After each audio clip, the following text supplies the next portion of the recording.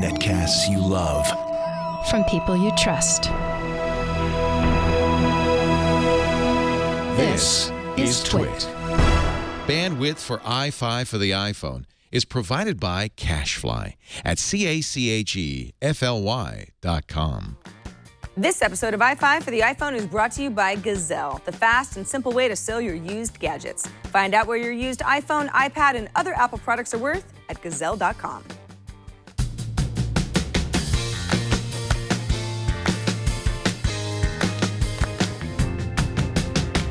Hello and welcome to another delightful episode of i5 for the iPhone, the show where we pick the best 5 iPhone apps, news, tips, and tricks, and share them with you. I'm Sarah Lane, and today I thought, you know what we're gonna do? 5 apps, all 5 apps. Are you ready? Let's app it up.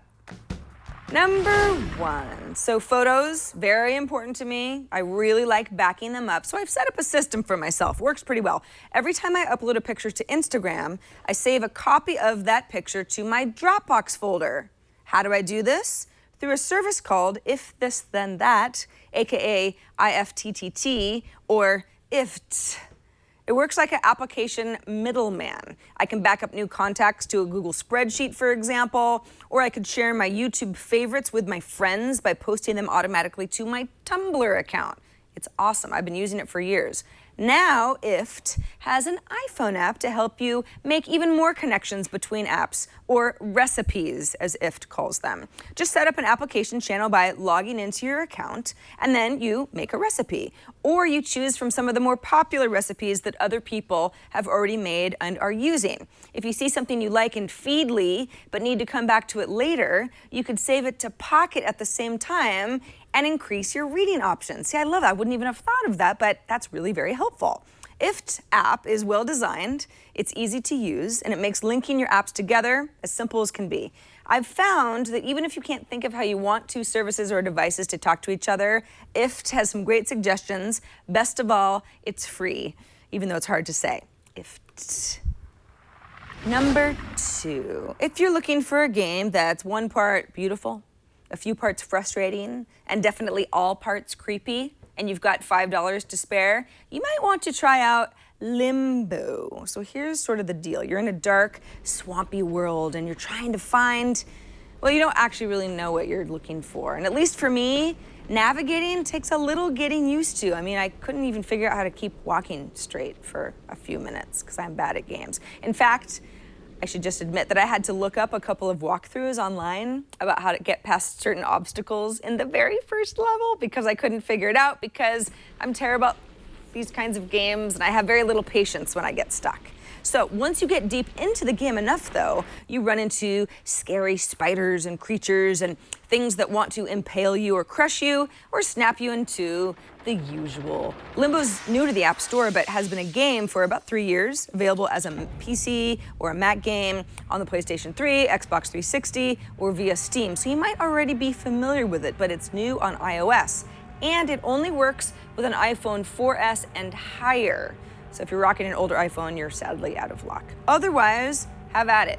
And let me know when you conquer the game because it's a little too frightening for me to stick with and finish. Number 3. Yeah, it's been a hot minute since we talked about the latest and greatest in calendar apps, and I think we're due. Today's offering comes from the makers of AnyDo, that's ANY.do, which is a task organizing app that Leo and I love. We've talked about it on my other iOS show, iPad Today. It's a great show, new episodes every Thursday. So the makers of AnyDo have built a calendar app that's designed to be used in conjunction with AnyDo, working off the model that calendar events and personal tasks are both date and time driven and should coexist. So let's say that you want to add a new calendar event in Cal. That's easy. You just tap the plus sign, you enter in the relevant stuff. Inviting others is a cinch once you loop in your contact list, and I have easy access to all my friends' birthdays because I connected via Facebook, although that's optional. Cal tries to predict who you might want to loop into a new event based on keywords. For example, if I open a new event and I start typing produce, something for myself, Cal shows me all of my Facebook friends that have something like producer listed as their current job titles.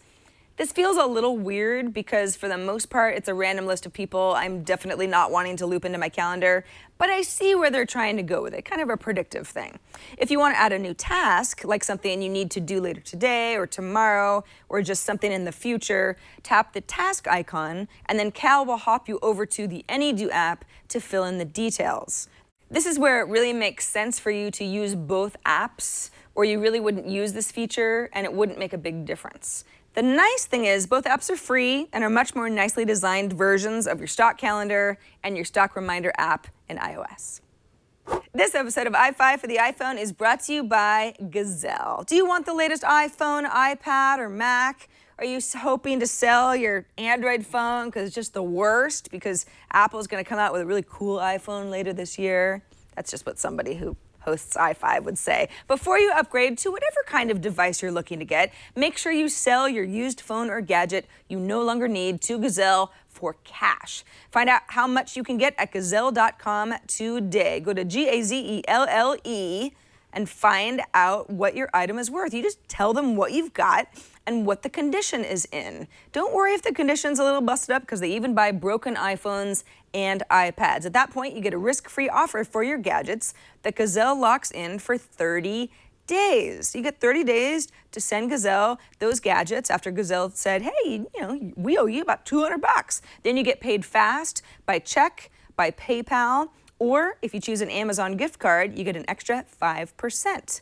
Go to Gazelle.com now to get an offer for your iPhone, your Android smartphone, your iPad, or your other Apple products. Do it today, though, because as you know, gadgets lose value every day that you wait. Offers are good for 30 days. That gives you time to transfer data or set up your new device. And Gazelle will also wipe your data for free if you don't want the hassle. So, what's that iPhone, iPad, Samsung device, or other smartphone worth? Take a minute and go to Gazelle.com to find out today. Sell those used products at Gazelle.com. Number 4. If you're looking for a new camera/photo editing app, and who isn't, allow me to introduce you to VSCO Cam, which I actually ran across by accident because I kept seeing my friends' photos tagged VSCO Cam in my Instagram feed. And I was like, what is that? I don't understand what that is. So I decided to investigate. And sure enough, it's a free app that's definitely worth a spot in your photography app folder. So editing photos is easy. You just import or take a photo from within VSCO and start editing. You can choose from a handful of preset filters or work on things like exposure, tint, and contrast manually. Took a little getting used to the menu structure for me and finding my way around, but once I did, the app is very intuitive and it's easy to use. What I think I like most about VSCO Cam, which is, by the way, short for Visual Supply Company, is that the focus is on filters that help your photos just look better, not older or crazier or dramatically different with these like fancy schmancy filters. You will get a handful for free when you download the app itself, but browse the store for 99-cent filter packs that improve portraits or replicate the boldness of old Kodachrome film or make black and white photos pop. The Discover tab shows you tutorials for some filters and functionality and has some cool stories from pro photographers that use VSCO Cam. In a nutshell, this app is for serious iPhoneographers. I actually didn't make up that word. I've seen it on the internet before, and I think you need this app. Finally, number 5. Let's talk about a crucial update to my very favorite email app called Mailbox. You guys knew that. You might remember that Mailbox was bought by cloud storage company Dropbox a few months ago, and we've now got the first big integration between the two.